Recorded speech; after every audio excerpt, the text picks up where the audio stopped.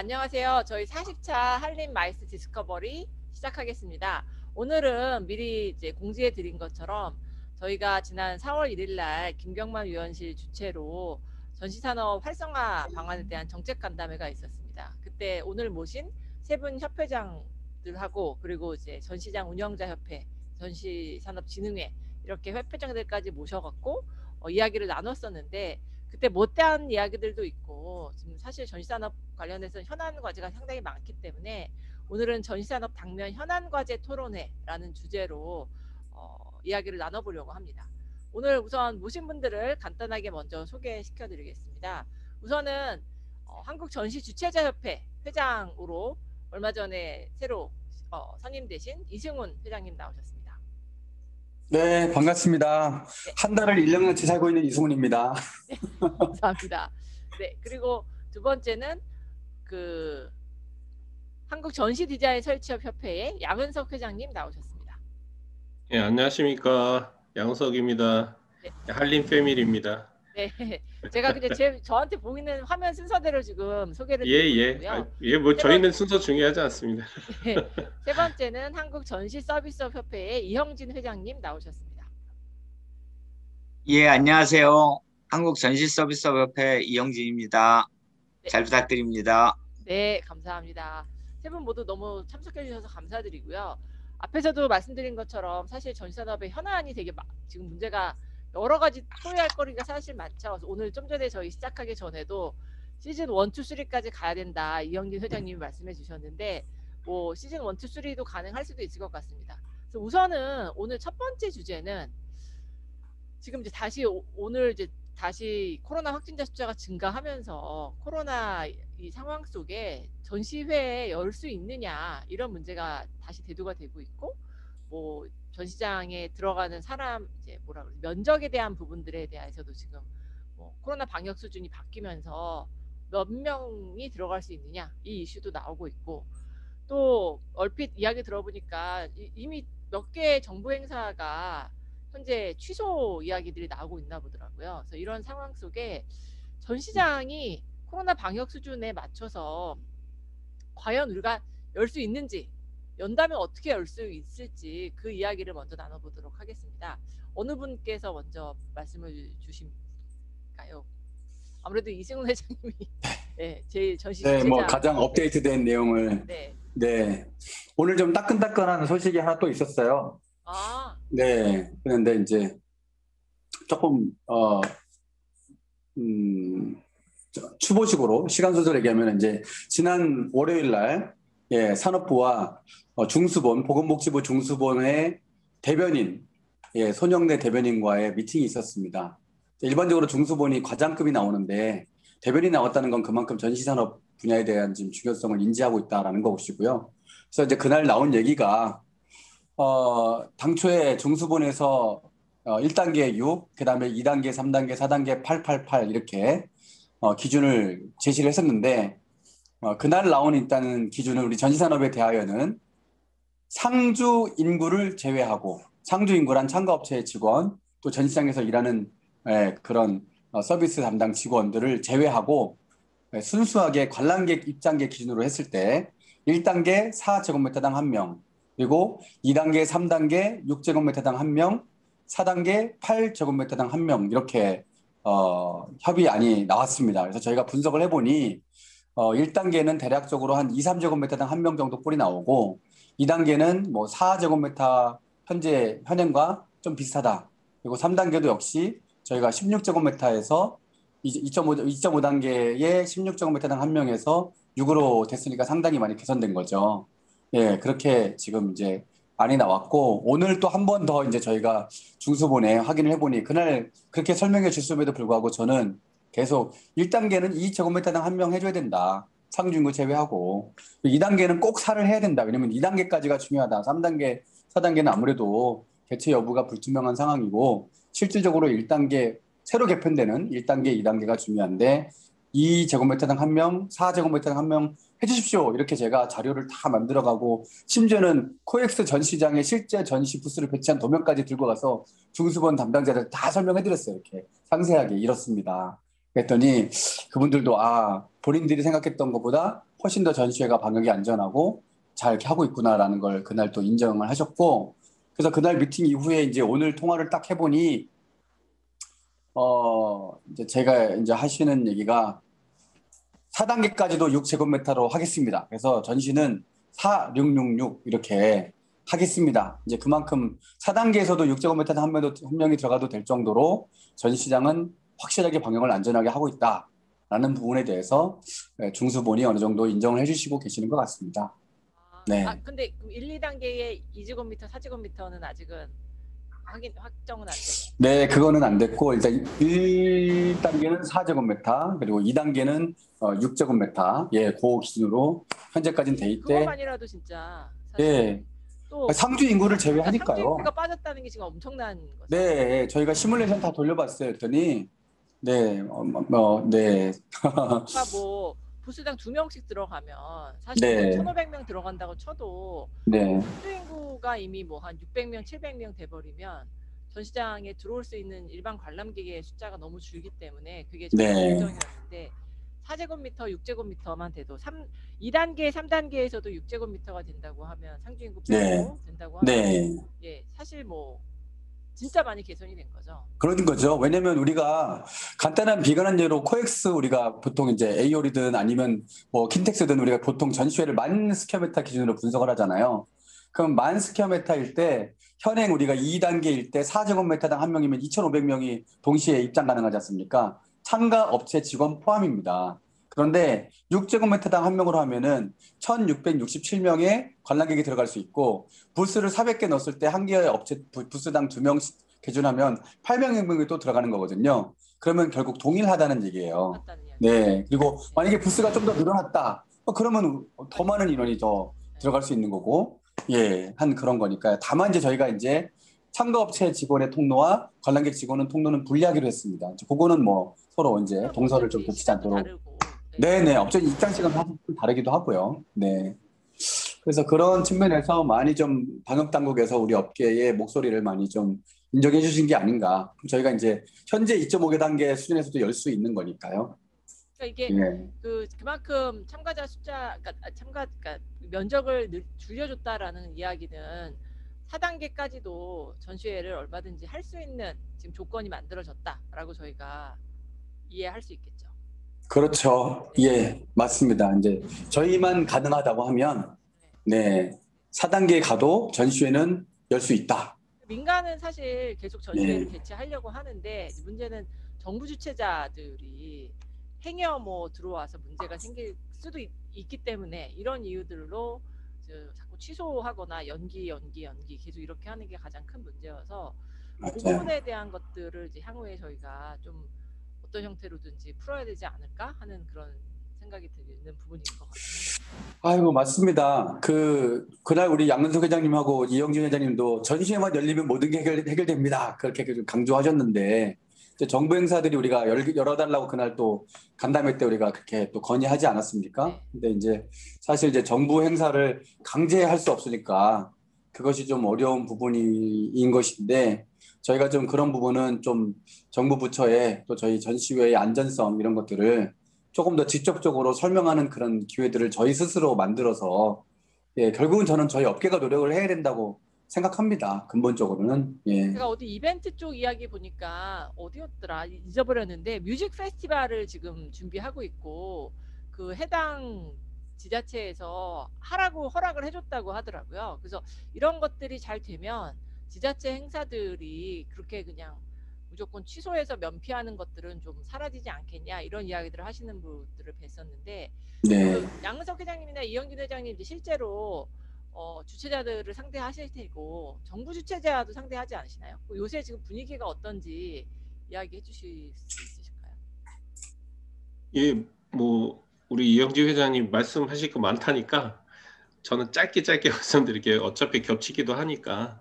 그리고 뭐 먼저 이런 시간 만들어주신 두 교수님께 감사드리고요. 그리고 이승우 회장님이 또 주축이 되셔서 여러 집회도 하고 뭐 해서 지금 아까 말씀하신 단계까지는 온 것 같아요. 근데 실제 현장에서는 5월달 코바가 아시다시피 코바가 큰 전시지 않습니까?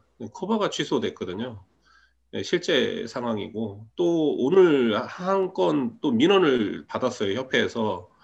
이 전시회 안 열릴 것 같은데 우리 어떻게 합니까? 고용보험 어떻게 합니까? 뭐 이렇게 뭐 뒤에서 또 다루게 될 것 같아서 뭐 그런 전화들이 실제로는 오고 있고, 관에서 이런 것들을 조금 더 자신감 있게 할 수 있게끔 우리 업계에서 좀 어떤 백데이터나 이런 방역 기준이나 이런 것들을 좀 잘 만들어서 홍보하는 것이 필요하지 않을까 싶습니다. 제가 집회 때도 가장 강조해서 얘기했던 것 중에 하나가 9제곱미터가 한 부스라는 개념으로 봤을 때 우리가 이게 산업으로 봐야 되는데, 백화점 뭐 이렇게 돌아가는 거 보고 지하철 돌아가는 거 보고 또 다른 업종들 지금 계속 만나서 미팅하고 하거든요. 근데 우리도 이걸 산업으로 보면 미팅하는 거라고 볼 수 있거든요.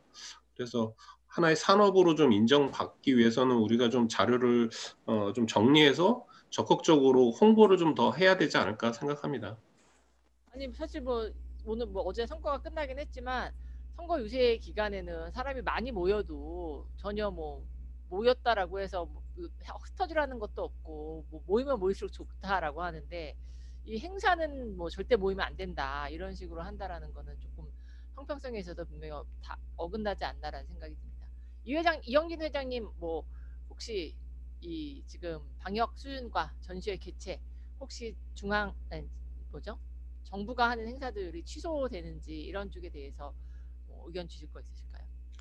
일단 뭐 양 회장님이 말씀하신 것처럼 그 뭐 코바가 취소됐고 뭐 이런 얘기는 저도 동일하게 들은 얘기고요.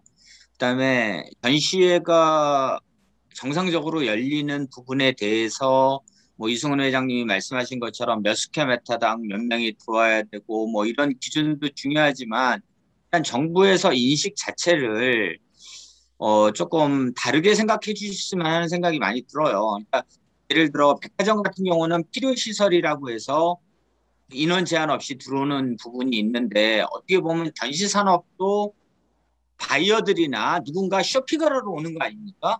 물건을 사러 오는 거잖아요. 그렇게 따진다면 어떻게 보면 전시회도 필요시설이거든요.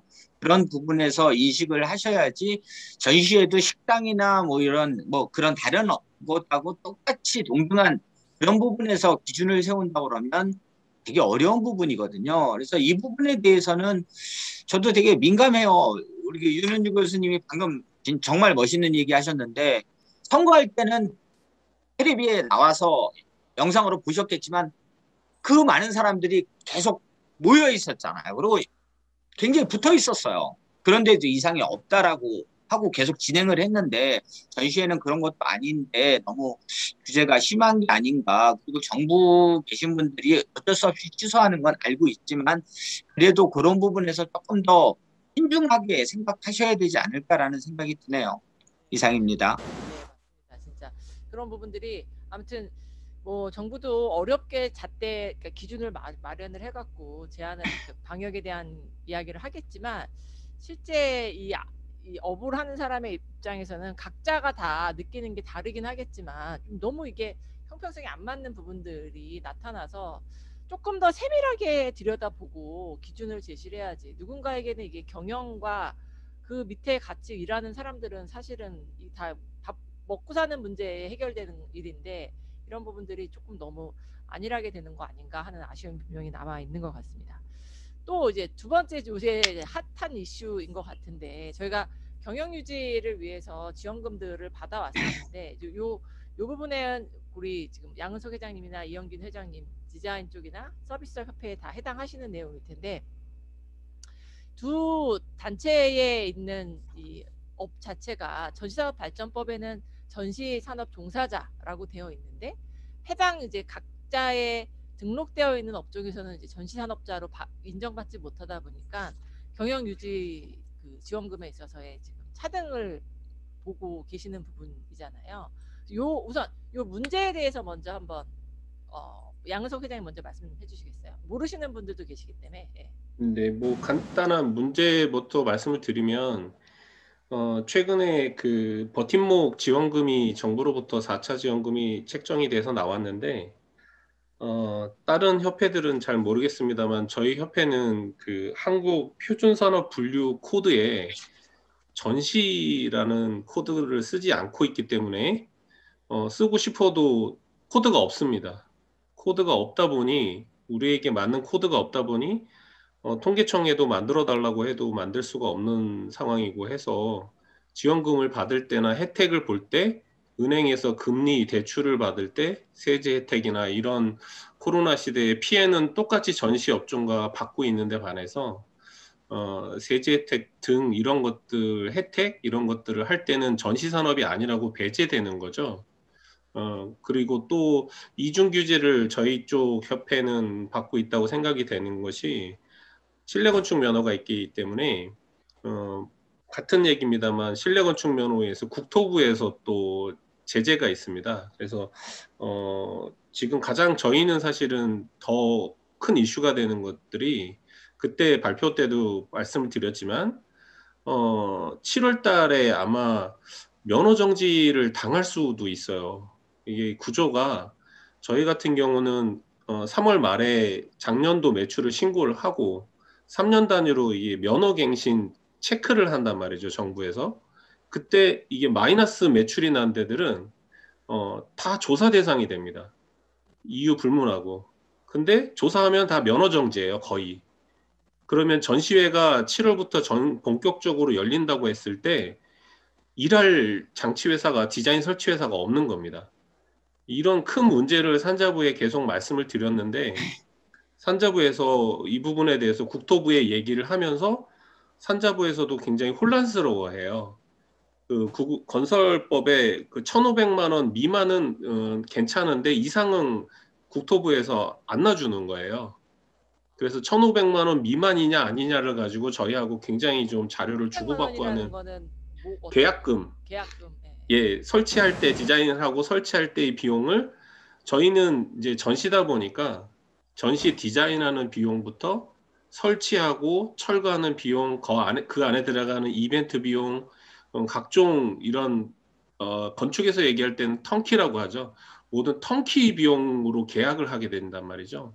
근데 실제 건축만 놓고 계약을 하는 것이 아니다 보니까 기획사도 아닌 것이 묘한 직업이에요. 그러다 보니 사실 우리는 이걸 하나의 전시 산업으로 인정을 받기를 원하는 건데 규제를 다 받는 거죠. 국토부의 규제를 받고 있으면서도 전시 산업에서도 또 배제를 받고 때로는 전시 산업에 의한 산업부에서의 또 제재도 있고요. 이 두 가지 규제가 있어서 저번에 그 회의 때도 말씀드렸던 게 심각한 상황이라는 말씀을 드렸던 거고 뭐 주최자들은 더 하겠지만 저희 같은 경우는 최소 3개월 전부터 지금 7월, 6월, 7월 거 디자인을 하고 있습니다. 그래야 이게 디자인을 해서 업체 선정을 하고 업체들이 업체 선정을 하면 그 업체와 수정을 하고 또 수정의 디자인에 맞춰서 자재들을 준비하는 과정을 하다 보니 한 3개월 전부터 실행이 되는데 계속 뭐 얘기되어 오고 있지만 반복되는 얘기지만 디자인을 해서 3개월 전부터 해서 하다가 취소되고 하다가 취소되니까 고용보험을 신청을 못 하는 겁니다. 제도를 다 피해 업종으로 지정을 받고 있지만 신청을 못 하는 상황이 되는 거죠.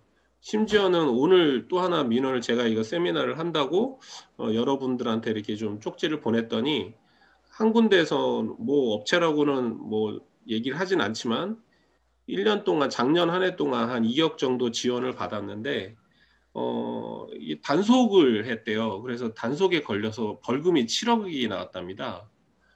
그 이유는 또 몇 개월 후에 일을 해야 되니 본인들은 나름대로 열심히 한다고 했는데 단속에서 뭐 이게 어떤 규제인지는 정확히 알 수 없습니다만 이런 문제점들이 있다 보니 실제 신청을 할 수 있는 업체들이 없는 거죠. 그래서 가장 큰 문제는 이 두 가지 문제인 것 같습니다. 일을 하면서 지원금을 받아야 되는데 이게 지적재산권이 보호되지 않다 보니 그런 문제가 있는 것 같습니다. 특성이 사실은 좀 고려가 돼야 되는데 그런 부분들이 우선 이형진 회장님 말씀까지 좀 먼저 들어보겠습니다. 이 회장님도. 예, 일단 뭐 디자인 설치 협회하고 저희하고는 조금 틀린 부분이 있어서 디자인 설치 협회처럼 그렇게 심각한 그런 부분까지는 아직 없습니다만 일단 아까 그 양 회장님이 말씀하신 것처럼 등록 코드 안에 주최자는 등록 코드 안에 들어가 있고 디자인 설치협회나 서비스업회 회원사들은 등록 코드가 없다 보니까 제일 먼저 됐을 때가 그 특별 고용업종으로 지정됐을 때도 주최자는 특별 고용업종 지정 업체로 돼 있는 거고 디자인 설치협회나 서비스업회 회원사들은 안 돼 있어서 뭐 산자부나 특히 진흥회가 도와주셔가지고 확인증을 끊어서 저희가 지정된 것처럼 했었고 서울시에서 긴급 경영자금 지원 500만 원씩 나온 적이 있어요. 그때도 저희 회원사들 중에 받은 회사가 드물어요. 그건 저희가 그 코드 안에 들어가 있지 않다 보니까 되게 힘들어요. 그런 부분 요번에 4차 재난지원금 삽입목 마찬가지로 아직 결론은 안 났습니다. 진흥회하고 산자부하고 중소기업중앙회가 거기하고 얘기를 해서 좀 도와주겠다고는 했습니다만 다음 주까지 기다려야 될 것 같은데 그것도 마찬가지로 만약에 안 되면 주최자 하시는 분들은 250 받고 저희는 100. 주최자 하시는 분들이 저희보다 많이 받는 것 때문에 저희가 뭐 이런 말씀을 드리는 건 아니에요. 그런 건 아니고 네, 그렇죠. 같이 전시를 하는 업종으로 분명히 돼 있는데 저희만 왜 이렇게 혜택을 못 받나 이런 부분이죠. 그게 이제 전시산업발전법이 2008년도에 생겼을 때는 허가증이 있었어요. 주최자도 디자인 설치업회도 서비스업회도. 그러다가 2015년도에 전시산업발전법은 살아있지만 등록제가 허가증이 없어졌어요. 그러면서 다행히 주최자 하시는 분들은 코드라는 게 국제 표준 코드더라고요. 거기에 등록이 같이 되어 있다 보니까 살아계시는 거고 표현이 이상합니다만 디자인하고 저희는 없는 거죠. 그런 부분에서 어떻게 보면 필요할 때는 전시인이다 같이. 근데 그렇지 않을 때는 저희 두 협회는 어떻게 보면 되게 이렇게 소외되는 그런 느낌. 그런 부분 때문에 굉장히 힘들어하는 건 사실입니다. 그러니까 진짜 그 말씀하신 것처럼 사실 뭐 전시 디자인이나 전시 서비스업이나 디자인 설치한다고 해서 무슨 집에 아파트 인테리어 일은 절대 하나도 안 하시잖아요. 전시 서비스업도 로지스틱에 전시와 관련된 로지스틱을 하시지 뭐 이삿짐 배달 뭐 이런 거 하시지 않으시잖아요. 그럼에도 불구하고 마치 이 두 단체는 전시와 관련된 일을 하는데 너는 인테리어 업체 아니야? 막 이런 취급을 지금 받고 있는 거고 너네는 그냥 로지스틱 하는 데 아니야? 이렇게 되다 보니까 저도 이제 그 상황적인 이야기를 들어보면서 이건 조금 뭔가 지금 이영규 회장님 말씀해 주신 것처럼 허가제가 있었을 때는 이런 부분들을 좀 이제 저희가 방어할 수 있었을 것 같은데 이제 그런 제도가 없어지다 보니까 그 허가제 얘기는 뭐 코로나 아니라 이전에도 좀 몇 번 나왔던 것 같아요. 그게 없다 맞습니다. 보니까 증명할 수 있는 길이 없다. 그래서 그 부분은 뭐 이승훈 회장님도 새로 오시고 이제 하시고 하시니까 저희가 조금 고민해봐야 되는 부분인 것 같습니다. 다시 그때 그거를 없앤 게 아마 저희 업체들이 그걸 없애자고 해서 없앤 거는 아니라고 저는 알고 있는데 이제 그런 부분들에 대해서 공론화가 다시 한번 돼서 뭐 그때 만약에 진짜 뭐 그때는 뭐 어떤 사정으로 그걸 없애서야 했는지 잘 모르겠지만 이 부분들을 조금 더 전시산업을 발전시킬 수 있는 방향 쪽으로 가야 되지 않을까 싶은 생각을 하고 혹시 이 대목에서 이승훈 회장님도 뭐 우선 해주실 말씀. 진짜 제가 이 사안에 대한 얘기를 우리 양 회장님하고 이영진 회장님께 말씀 듣고요. 너무 속상했어요. 사실 이게 다 같은 전시인데 이 어떻게 이렇게 차별 좀 불공정이지 않습니까? 어찌 보면은 불공정이고 차별인 건데 정말 말이 안 된다. 저는 그렇게 생각했고 정말 이거를 빠른 시일 안에 어떻게 해결할까 해가지고 제가 좀 나름대로 지금 조사도 하고 있어요. 예, 하고 있는데 그래서 저는 이제 이렇게 제가 이제 제안을 드리는 게 그렇기 때문에 우리가 이제 업태가 좀 나눠지긴 하지만 하나의 전시 사업자라는 것을 확실하게 이렇게 그 대외적인 거를 하기 위해서 그래서 우리가 연합단체가 필요한 거예요. 예, 그래서 7599이라는 전시산업 코드, 행사 대응 코드 안에 카테고리 안에 다 묶이고 그런데 조금 세부적으로 주최업도 있고 전시 디자인 설치업도 있고 서비스업도 있고 뭐 이런 식으로 저희가 조금 세분화되면서 가는 것이 당장은 조금 약간 서로 이게 뭐 우리한테 이익가 될 수 있을까 이해될지를 서로 생각할 수도 있긴 있는데 길게 보면 모두에게 이것이 사실은 저는 예, 윈윈하는 길이라고 생각하거든요. 해서 사실 그 전시뿐만이 아니라 사실은 이 똑같은 게 PCO들도 똑같이 겪고 있어요. 보니까 PCO들도 국제회의 분야에서 정부에서는 이번에도 저기 그 지원을 250만 원 받게 해줬습니다. 그런데 본인들이 이제 그런 코드가 뭐니 어떤 국제회의업도 하시고 다른 업도 하실 수도 있잖아요. 그럼 이 코드가 제로 정리가 안 돼 있어가지고 PCO 업계도 전부 다 지금 그 긴급재난지원금을 100만 원만 받았다는 거예요. 그러니까 거기도 똑같습니다. 그래서 이렇게 우리 행사 대행업을 하는 그런 사업자들이 함께 모여가지고 하나의 코드로 해달라고 뭉쳐야지만 사실은 정부와 협상이 되고 또 국회 어쨌든 우리가 그 정부는 어쨌든 계속 공직에 순환 여기 뭐 공직이기 때문에 하지만 사실은 우리 민의를 대표하는 기관으로 우리가 국회의원을 뽑지 않습니까? 법을 만들고 제도 개선하기 위해서. 그럼 우리가 뭉쳐야지만 국회를 요청을 하고 또 국회에서도 아 이게 정말 중요한 민원이고 국민의 요구구나 하고 실행을 한단 말이죠. 그래서 저는 좀 그거를 해결하는 방법 중에 하나로 총단체연합회를 우리가 빨리 결성할 필요성이 있다. 그리고 좀 강력하게 우리가 요구하고 밀어붙여야 된다. 이렇게 생각합니다. 네.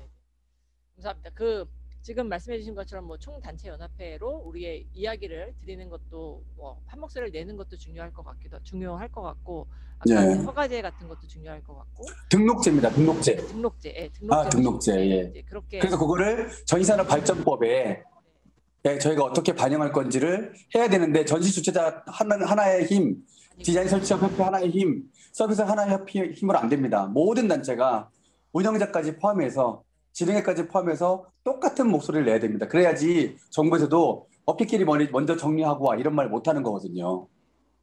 약간 진짜 하나의 산업에 같이 있다라는 통일감을 동질감을 느낄 수 있게끔 그래야 저희가 더 산업이 발전하는데 동력이 되지 않을까 싶은 생각이 들고 아까 그 양 회장님 말씀해주신 고용유지금에 대해서 지금 뭐 조사하면서 그 PCO도 마찬가지고 이벤트 업체도 똑같이 이것도 사실은 약간 뭐 비슷하지만 다른 이 행사를 한다라는 산업 쪽에서 다 지금 느끼고 있는 부분이어서 뭐 저희 오성환 전 저희 동문이신데 대표님도 컬럼도 쓰시고 그러셨더라고요.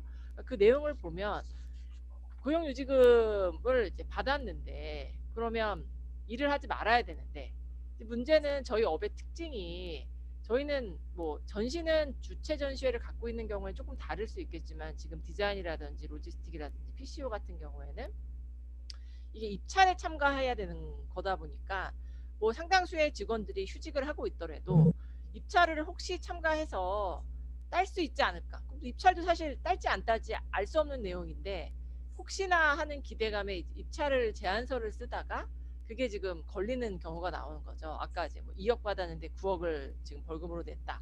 뭐 이런 식으로 지금 뭐 거의 한 3배에 가까운 벌금을 내게끔 하는 업체 지금 전에 잠깐 말씀드렸지만 수사관이 1000명이 지금 고용이 돼갖고 움직이고 있다 보니까 이런 부분에 대해서 이것도 그러면 고용유지금을 차라리 주질 말던지 내가 이 친구들이 제안서 작업을 했지만 안 될 수도 있는 건데 제안서 작업을 했다는 이유만으로 고용유지금 니네 지금까지 받은 거에 벌금까지 다 해서 이만큼을 내놔라 라는 게 물론 이해도 가는 면이 있습니다. 그러니까 어떻게 생각하면 저희 이제 학교에 있다 보니까 컨벤션 전시 분야는 특별고용유지 그러니까 대상 기업 그런 대상으로 산업군이 그런 대상이 되어서 고용유지금을 받고 있지만 또 일부 다른 산업체는 아예 이제 뭐 코로나 때문에 장사가 잘 안 되지만 유지금 같은 게 안 나오는 업체들도 산업체도 많죠. 그러니까 그 산업에서 봤을 때는 특혜를 받는 업종이라고 또 생각한다는 거예요. 저희 탁과 교수님들이 그런 말씀 하시더라고요.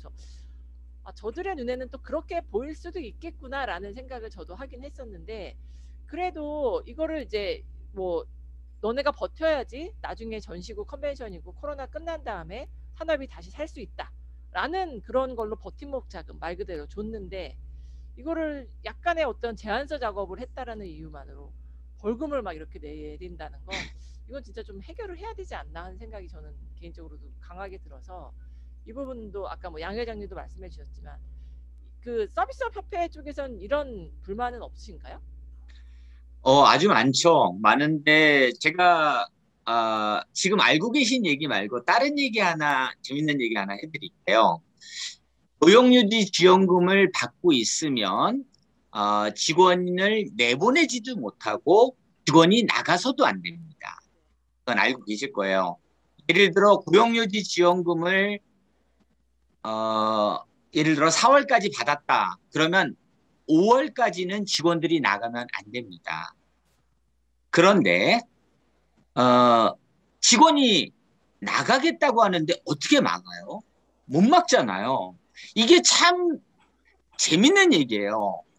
이제 고용유지 지원금을 받으면서 직원한테 놀라고 해야죠. 집에 있어라. 일을 절대 하지 말아라. 그 대신 고용유지 지원금은 네가 받는 월급의 50% 정도밖에 안 나온다. 직원에 따라 틀리거든요. 직원의 경력에 따라서 나오는 돈이 틀립니다. 100% 다 주는 거 아닙니다. 고용유지 지원금이. 고용유지 지원금의 최대는 110만 원이고 그러면 10년 된 직원이 얼마를 받겠어요, 월급을. 그러면 그 직원으로 따진다면 5분의 1밖에 안 나오는 거예요. 뭐 4분의 1, 3분의 1밖에 안 나오는 거잖아요. 그러면 회사 입장에서는 너 월급 100%다 주고 고용유지 지원금으로 유지하겠다 못하지 않습니까? 그러니까 어떤 경우에는 한 70% 주겠다, 80% 주겠다, 90% 주겠다 이렇게 했겠죠. 근데 직원이 갑자기 나간다고 해요. 그래서 야, 너 100%다 줄게. 절대 나가지 마라. 근데도 이 업종이 힘드니까 이 업종이 불안하고 힘드니까 다른 데 취직을 했습니다. 그렇게 되면 어떻게 되냐면요. 그 직원 한 명 때문에 2달치의 고용유지연금이 날아가고 예를 들어 우리 회사 얘는 아닙니다만 제가 들은 얘기를 말씀드릴게요. 우리 회사가 예를 들어 고용유지지원금을 매달 3천만 원을 받았다고 치자고요. 근데 그 직원이 나간 바람에 6천만 원을 못 받게 돼요. 근데 직원이 나간다는데 어떻게 잡아요? 그래서 노동부에 전화를 했대요. 여차여차해서 직원이 나간다는데 어떻게 잡겠느냐.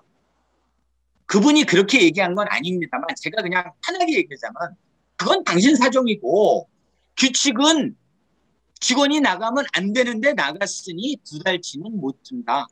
이런 결론이에요. 근데 만약에 코로나가 아니었을 경우 회사에서 직원을 내보내면 어떻게 되죠? 고용부에서 저한테 연락이 와요. 사장한테. 왜 당신 마음대로 내보냈냐. 합의를 봐라. 그래서 한 2~3달치 월급을 줘야 돼요. 그래야 합의가 끝나거든요. 근데 이건 반대 상황이잖아요. 그러면 고용주는 어떻게 해요? 고용주는 그 직원이 나간 바람에 한 몇천만 원을 손해봤는데도 고용노동부에서 우리는 전혀 보호를 안 해주면서 이런 상황이 아닐 때 직원이 나갔다고 고소를 하면 3개월치 월급을 줘야 됩니다. 이게 현실이에요. 고용유지지원금이라는 제도가 없어져야 된다. 나쁘다는 아니지만 현실적으로 조금 보완을 해야 되는 거지 코로나는 고용유지지원금이 그렇게 맞는 건 아닌 것 같다는 생각이 저는 들어요. 네. 네, 진짜 그 이야기 듣다 보니까 진짜 약간 황당한 그런 상황이 생기는 것 같아요. 네. 그러니까 좀 여기 좀 고용유지지원금에 대해서 좀 짧게 저는 이렇게 좀 말씀드리면 이게 이제 정책 설계를 할 때 소위 말하면 생산지 근로자를 너무 기준으로 삼은 거예요. 예, 특히 우리 전시 기획자나 이벤트 기획자 같은 경우는 이게 이제 서비스업이고 그리고 또 사실은 이제 정신노동을 하는 거지 않습니까, 그죠? 예. 그리고 꼭 뭐 제안서 쓰는데 꼭 사무실 나온다, 뭐 그것도 사실 아니고요. 마지막 협업 단계에서 사무실 나오는 거지. 그냥 집에서 쓸 수도 있는 거겠죠. 근데 이런 부분을 너무 그냥 생산직 노동자라는 그런 한 가지의 기준점으로 봐서 이 제도를 운영하다 보니까 조금 이런 사각지대, 일적인 정책의 사각지대 때문에 병폐가 이런 문제가 생겨나는 거고 그로 인해서 선의의 피해자가 지금 양산이 되는 거죠.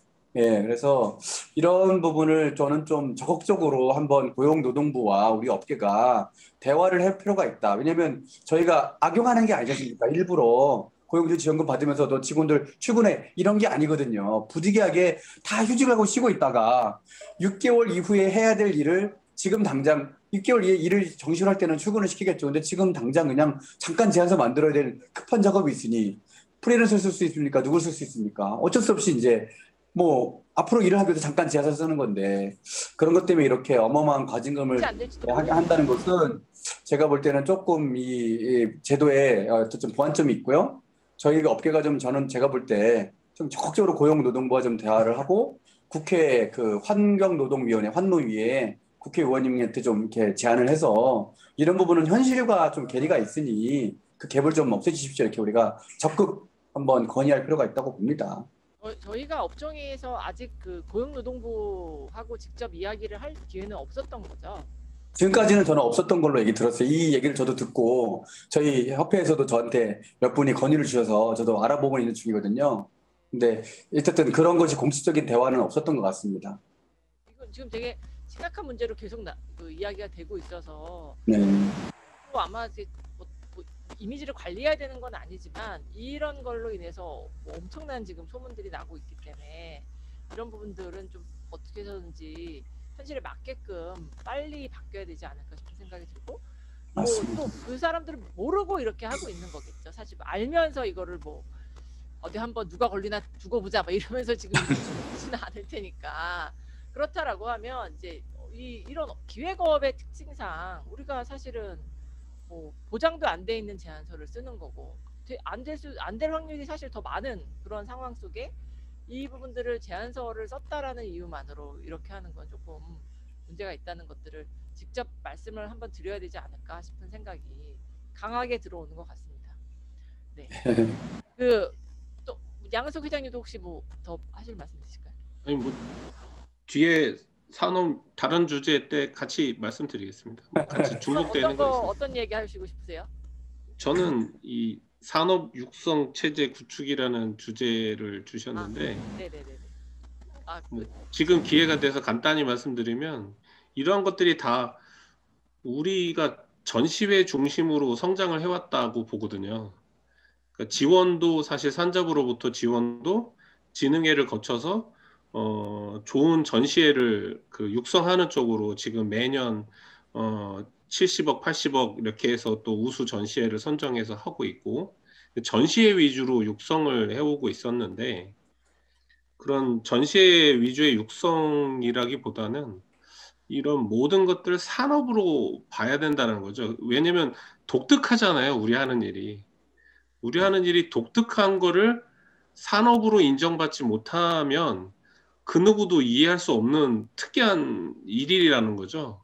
그래서 친구들이 만나서 너 뭐 해? 그러면 전시회 이렇게 디자인 설치해? 그러면 아 인테리어 이러거나 아 디자인 이러거나 이벤트 이러거나 이렇게 딱히 저희 업종을 지적을 못해요. 알지 못해요. 그래서 제가 한마디로 종합예술이야 이렇게 얘기를 하고 그냥 우스갯소리로 하는데 좀 우리 산업을 좀 이렇게 정립을 뭐 두 분 교수님도 많이 해주시고 계시지만 이제는 좀 산업 중심으로 산업부 산하에 있잖아요.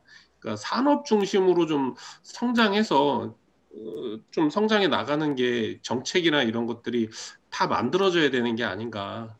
근데 산업으로 인정을 못 받으니까 지원금 받을 때도 산업이 안 돼, 뭐 니네 이 전시 업체 아니야 이렇게 나오고 전시장에서도 사실 저희가 실내 건축 면허가 필요하지 않은데 불구하고 전시장에서 등록 제도라는 게 있단 말이죠. 전시장에서 등록을 하는 이유는 가장 큰 목적은 안전하게 하기 위한 자격을 가지고 있는 일정 자격을 가지고 있는 사람이 와서 안전하게 설치를 했으면 좋겠다. 이게 목적이고 그런데 규모가 덩치가 크니까 야 저거 이렇게 뭔가 면허가 있어야 되는 거 아니야? 이런 예전부터 내려오는 관행을 갖고 있는 거죠. 그래서 이제 전시 다 아시잖아요. 그러면 이제 이걸 산업으로 받아들이고 실내 건축 면허가 아닌 이 전시 디자인 설치업이라는 일을 오랫동안 했던 사람들은 저희가 지금 저희 협회에서 만들고 있는 전시 디자인 자격증이 있거든요. 그걸로 대체를 해주거나 그런 거를 활용을 해서 이제 산업으로 가야 될 것 같아요. 그래서 두 회장님 말씀하신 것들이 다 같은 얘기인데 저는 전시회 중심으로 여태까지 성장해 왔던 거에 대한 그런 것들의 플러스 해서 전시 산업으로 육성을 하는 뭐 뒤에도 또 뭐 여러 가지 교육 얘기가 있겠지만 그랬으면 좋겠습니다.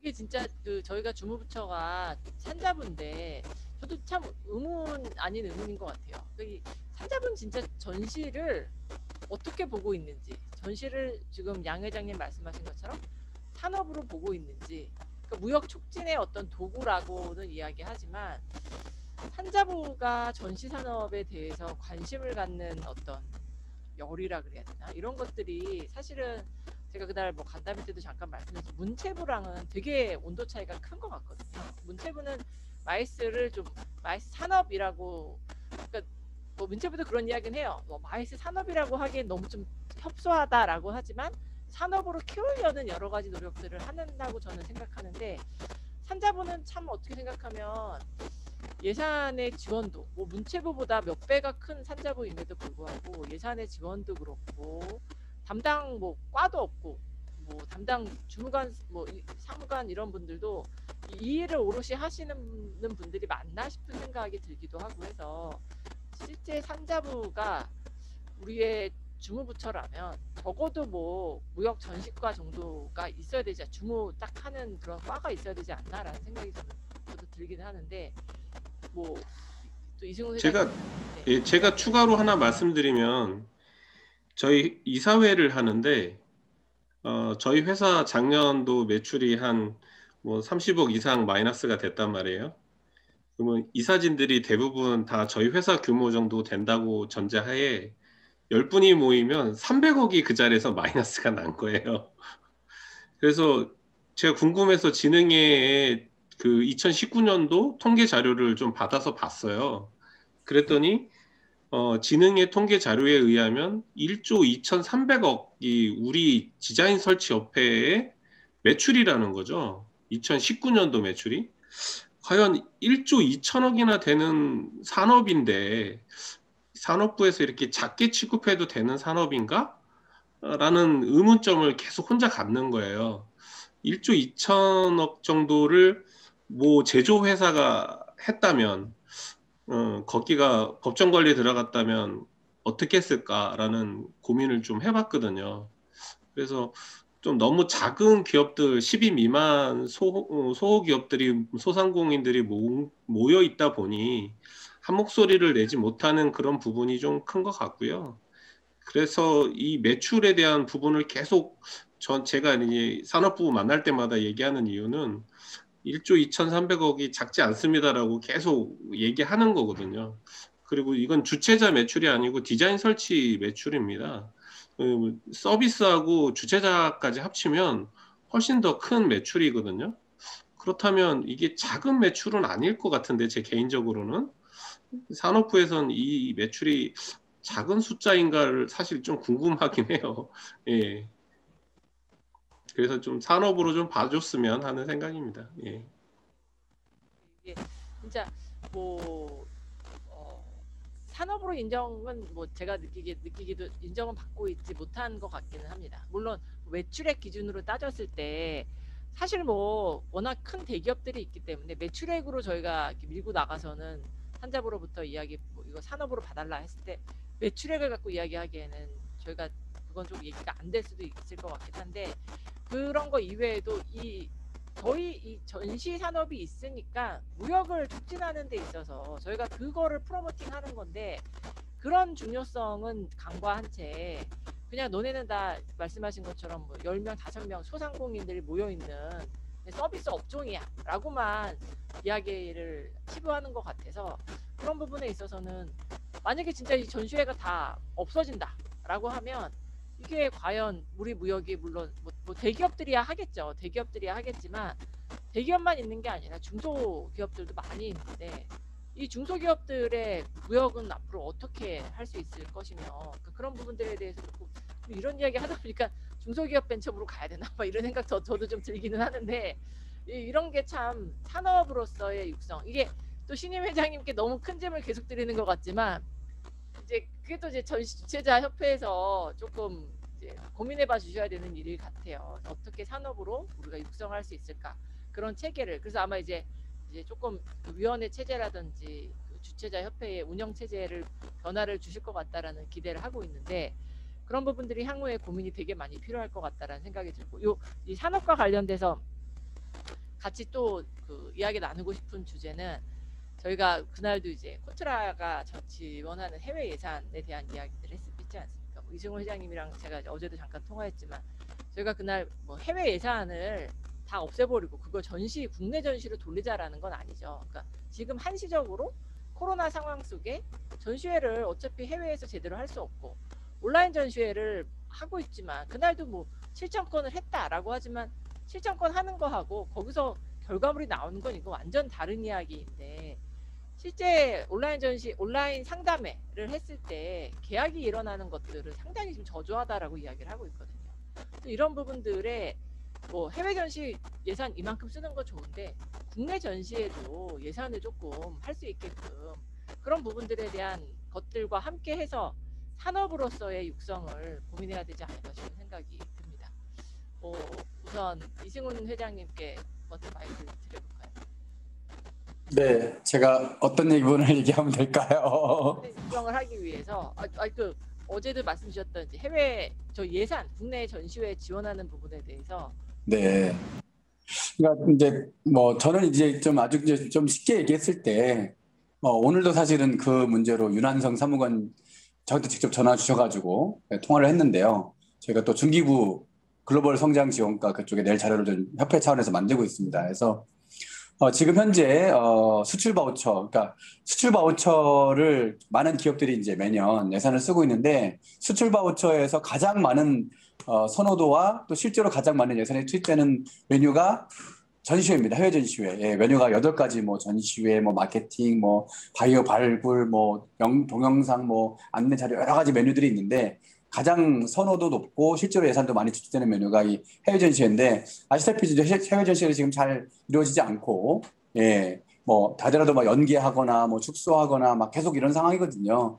그러니까 기업들도 또 이제 코로나 때문에 자가격리 14일 오매가며 하면 상당히 좀 어렵고요. 중소기업들이 대부분인데 해서 지금 해외 전시회를 실제 나가는 것도 어려운 상황입니다. 해서 저희가 지금 이제 우리 주최자들이 이럴 때 그러면 국내 전시회에서 온라인 수주 상담회를 만들자.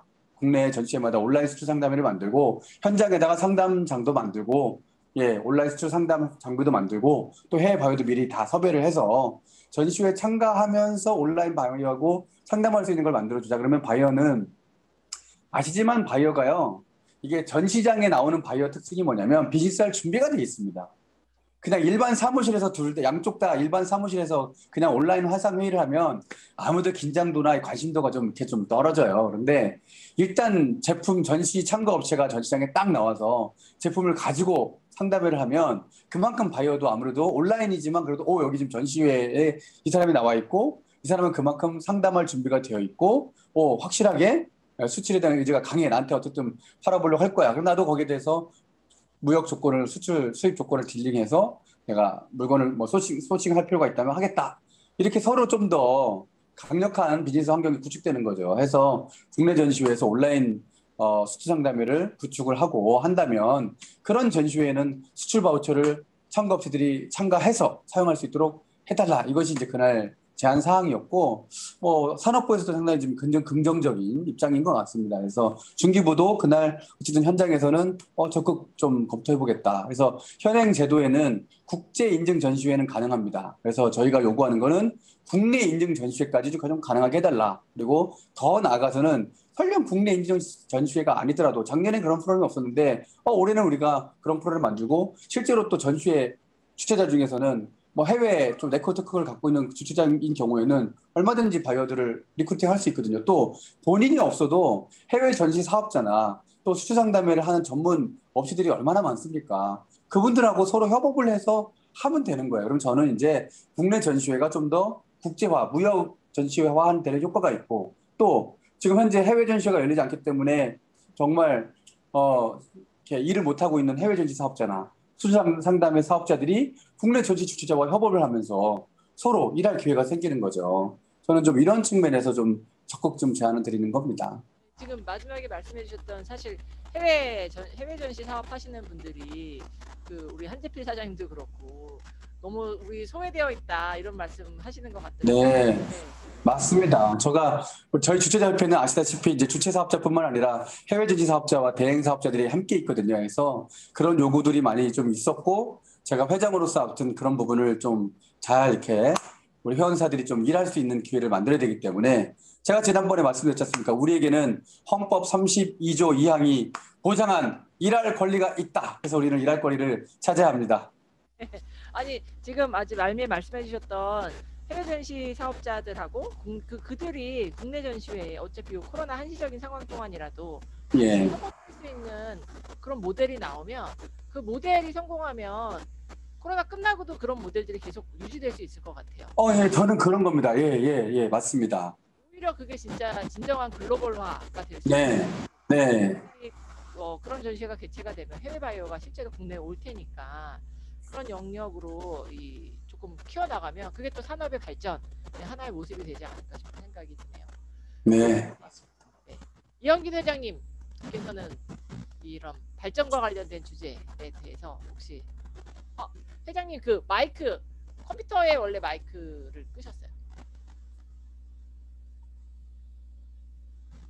아니, 제가 잡음이 들어갈 것 같아서 잠깐 예, 음소거를 해놨었는데 네네네.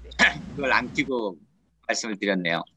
뭐 발전 관련해서 얘기를 하자면은 뭐 워낙 할 얘기들이 많지 않겠습니까? 그래서 저도 서두에 말씀드린 것처럼 1시간 갖고는 모자랄 것 같습니다라고 말씀드린 부분도 발전 관련해서 얘기하자면은 제가 86년부터 전시업계에 있었으니까 30년이 넘었기 때문에 정말 하고 싶은 얘기 많죠.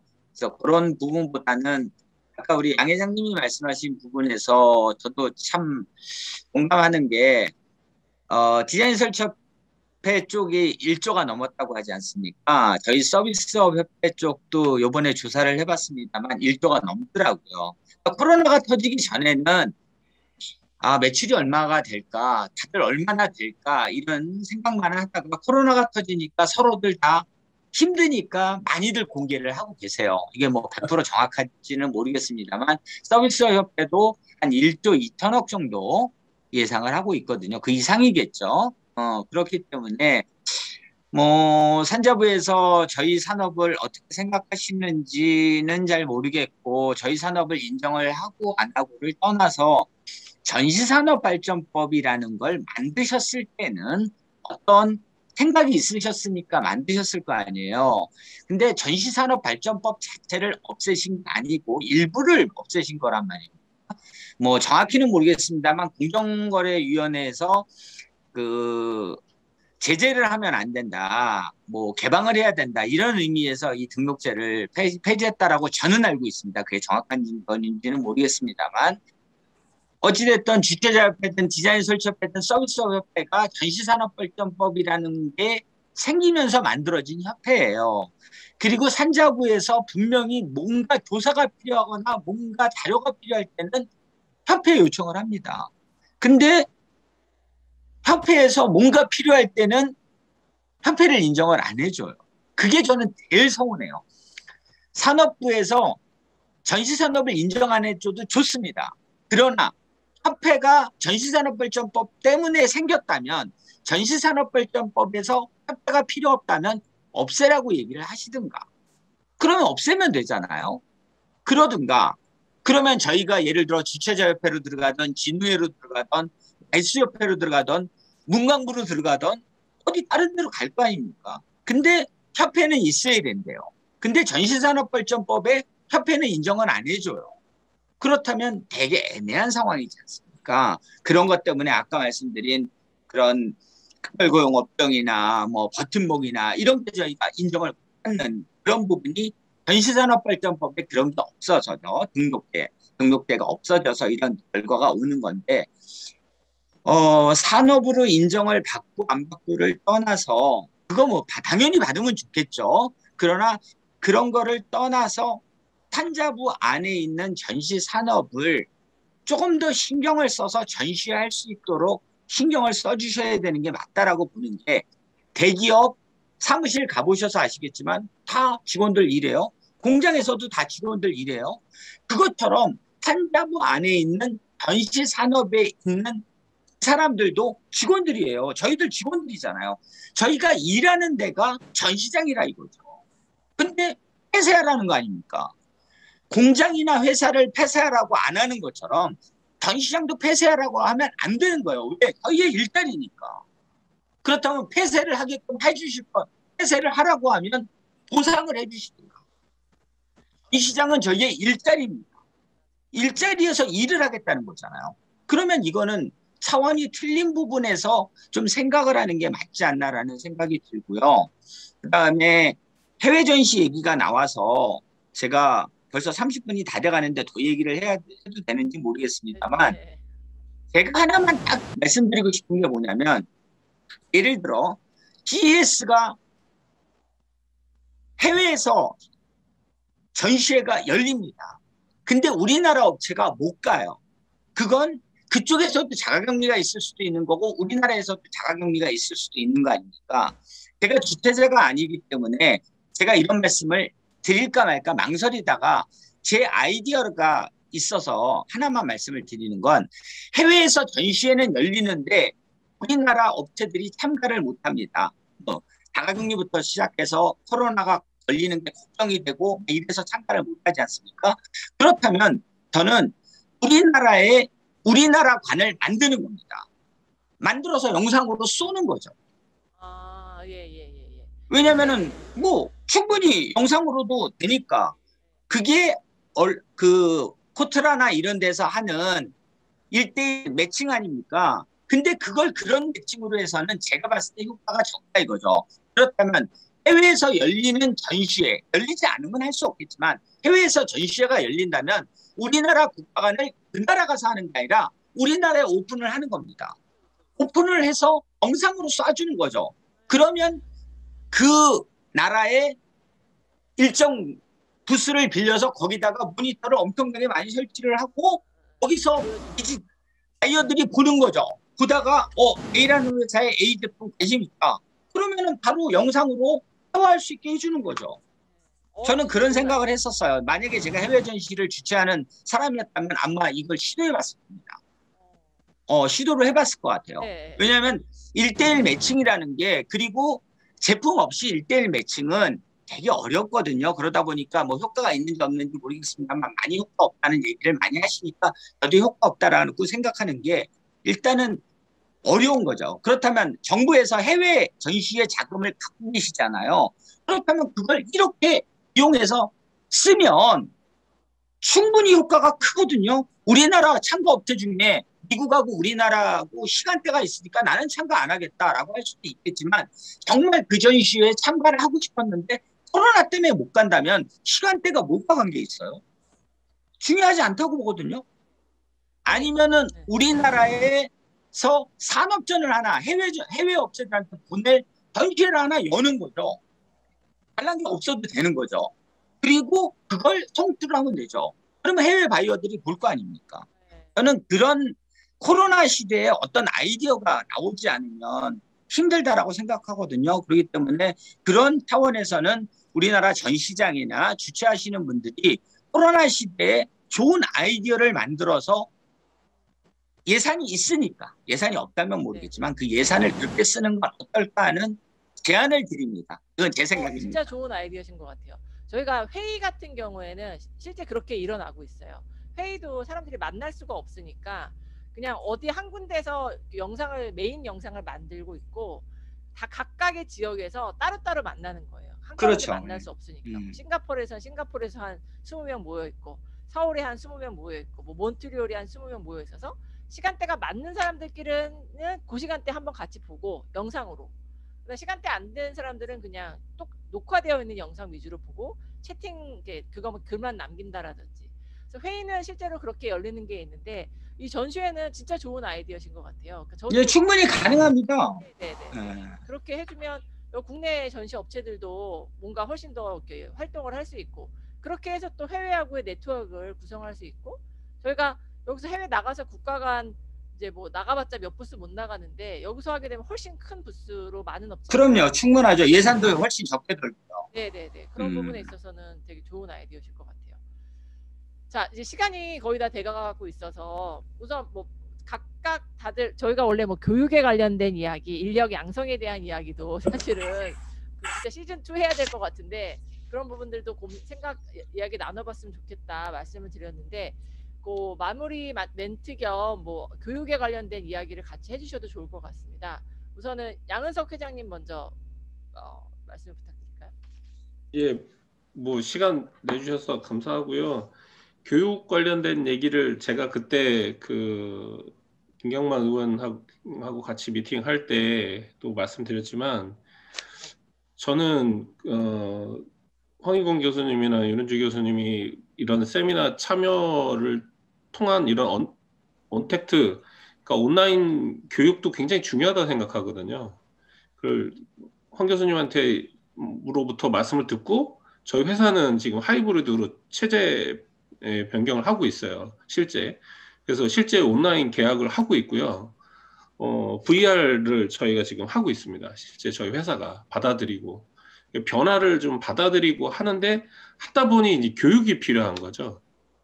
예, 이유는 IT 회사들은 저희 일을 몰라요. 전시 일을.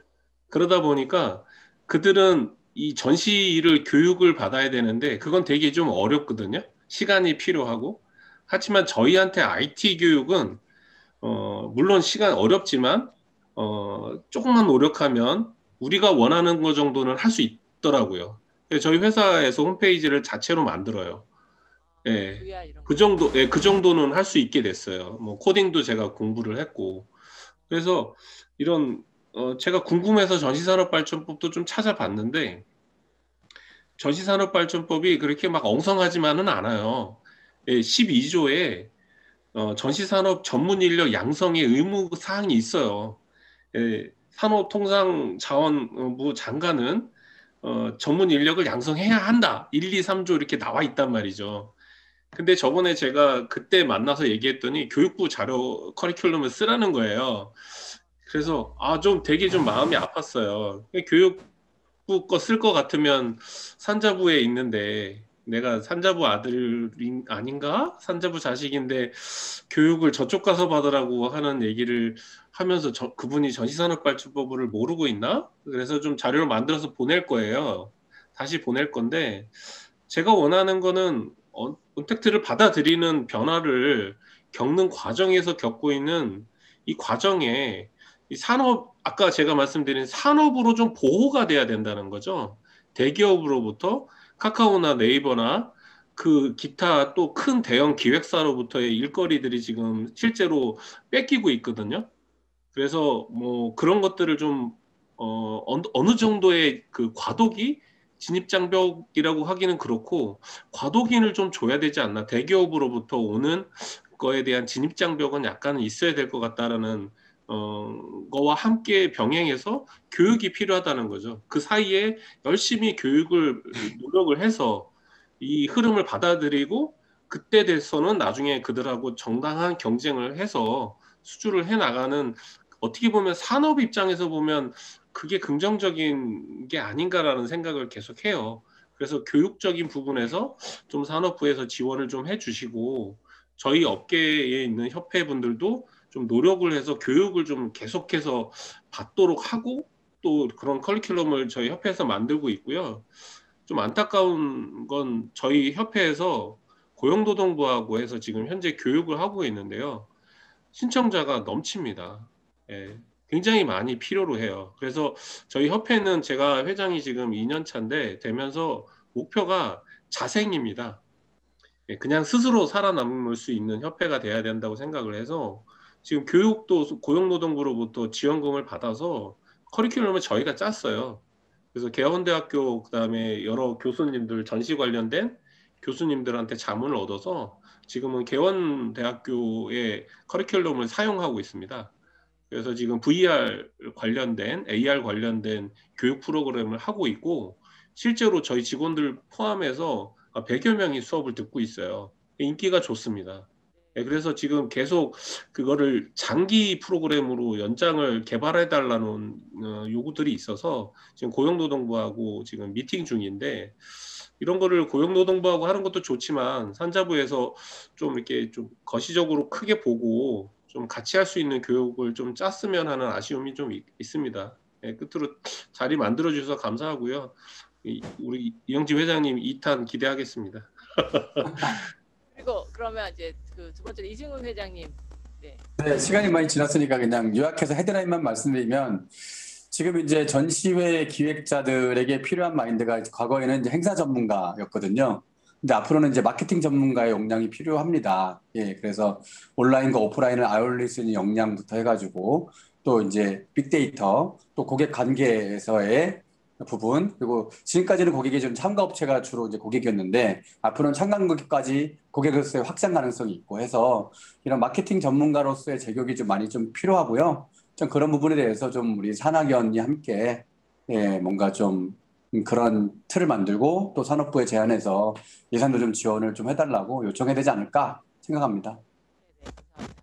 자, 마지막으로 이영균 회장님 뭐 마무리 멘트 겸. 저는 시간을 정해놓고 뭔가 토론하는 걸 별로 안 좋아해서 서두에도 말씀드린 것처럼 1시간으로 하자는 말씀을 하셔서 되게 안 된다고 했는데 일단 정해진 시간이니까 끝을 내야겠네요. 시즌 2. 예, 일단 저는 많이들 온라인 전시 하는데 저는 절대 반대입니다. 그렇게 생각들 하지 않으셔야 됩니다. 그런 말씀들을 하시면 전시장에서 전시회를 못 엽니다. 온라인 전시는 안 된다고 해주셔야 돼요. 무조건 전시회가 열려야 됩니다. 정말 지금 우리들 이렇게 생각하시면 안 됩니다. 근데 잠깐 이영진 회장 오해하지 마시고 왜냐면 이거 좀 약간 오해가 있는 것 같아서 아니 그거는 이승훈 회장님뿐만 아니라 양 오프라인 회장님도 기반으로 말씀하셨고 하면서 온라인을 아니야. 병행한다는 개념이지 이거는 오프라인 안 한다는 개념은 아니에요. 그거는. 아닙니다. 양 회장님, 이승훈 회장님, 뭐 교수님들, 뭐 많은 분들, 포트라, 무역협회, 전시장 많은 분들이 다 온라인으로 뭐 준비해놨습니다. 온라인도 가능합니다. 등등등등 말씀하시는데 이러시면 안 됩니다. 온라인은 안 됩니다. 무조건 오프라인으로 해야 됩니다. 그렇기 때문에 우리가 준비를 해야 되는 겁니다. 예를 들어 온라인 전시를, 온라인 마케팅을 아무도 안 했다면 전시회는 이미 열렸어요. 왜들 그 생각을 안 하시는지 모르겠습니다. 온라인이 가능하다 보니까 그 뭐 스퀘어메트랑 몇 명밖에 못 들어간다 이런 얘기가 나오는 거 아닐까라는 생각을 저는 하거든요. 분명히 우리가 5G니 뭐 우리나라가 워낙 인터넷이 발달돼 있으니까 온라인이 가능하니까 하는 거고요. 다른 나라에 그 인터넷이 발달되지 않은 나라는 오프라인 전시를 하고 있습니다. 그렇기 때문에 우리나라도 온라인 그만 얘기하시고 오프라인을 할 수 있게끔 무조건 거기에만 매달려 주셔야 됩니다. 정부에서 온라인으로 하는 거에 뭐 얼마를 지원해 주겠다 하지 마십시오. 전시해야 됩니다. 정말 이게 이게 제 마무리 말씀입니다. 네, 정말 처절한 말씀이셨던 것 같아요. 오프라인 전시회를 해야 된다. 이게 진짜 중요한 말씀이셨던 것 같고 오늘 이제 다양한 주제를 다뤘습니다. 사실 짧은 시간 안에 되게 여러 가지 주제를 다뤘어야 됐기 때문에 시간이 좀 한정적이었고 부족한 면이 분명히 있었던 것 같아서 저희가 아무튼 기회가 되면 다음번에 다시 한번 세 분을 모시고 이야기를 나눠보도록 하겠습니다. 죄송한데요. 네. 1시간짜리라면 다음번에 한 번만 하면 안 됩니다. 몇 번을 더 하셔야 됩니다. 누가요? 로 해갖고 지금 저 이영진 회장님한테 출연료 청구해야 되겠어요. 한 달에 한 번씩 만나시는 걸로 그렇게 준비를 해보도록 하겠습니다. 네, 오늘 긴 시간 감사드리고요. 나오셔갖고 뭐 현실적인 이야기, 아까 이영진 회장님의 아이디어도 되게 좋았고 현실적인 이야기하고 실제 정부하고 어떤 일들이 지금 오고 가고 있는지에 대해서 이승훈 회장님께서 초반에 잘 말씀을 해주셔갖고 뭐 늦게 들어오신 분들께 말씀을 드리면 앞으로의 방역 수준에 있어서 그 기존에 이제 원래 정부에서 허락했던 부분들이 상당히 좀 완화가 돼서 우선은 참가 업체를 제외하고 일반 참관객들이 1단계 때는 4제곱미터당 1명, 2단계에는 6제곱미터당 1명, 3단계 6제곱미터당 1명, 그리고 4단계에는 8제곱미터당 1명 정도로 6제곱미터당 1명 이렇게 바뀔 걸로 지금 이야기가 되고 있다고 합니다. 오늘 지금 들어와 주시는 분이 계셔가지고 조금 안타깝긴 한데 이런 좋은 이야기들을 지금 같이 나눴고요. 그래서 저희가 뭐 진짜로 다시 한번 그 세 분을 다시 꼭 모셔갖고 미래 지향적인 전시산업 발전에 대해서 이야기 나눠보도록 하겠습니다. 세 분 감사했습니다. 모두들 감사합니다. 수고하셨습니다. 네, 수고하셨습니다.